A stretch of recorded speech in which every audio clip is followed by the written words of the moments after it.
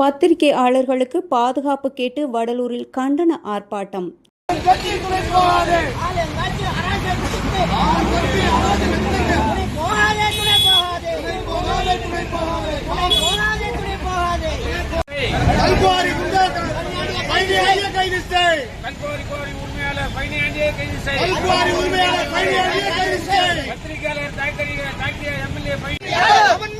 கரூரில் செய்தி சேகரிக்க சென்ற நியூஸ் தமிழ் தொலைக்காட்சி செய்தியாளர் மற்றும் ஒளிப்பதிவாளர் மீது நடத்தப்பட்ட கொடூர தாக்குதலை கண்டித்து கடலூர் மாவட்டம் வடலூர் பேருந்து நிலையம் அருகே தமிழ்நாடு பத்திரிகையாளர்கள் சங்கம் சார்பில் கண்டன ஆர்ப்பாட்டம் நடைபெற்றது.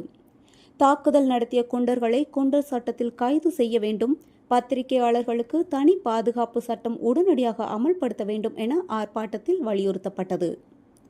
இதில் அச்சு மற்றும் தொலைக்காட்சி ஊடகவியலாளர்கள் திரளாக பங்கேற்றனர். செய்தியாளர் தனுஷ்.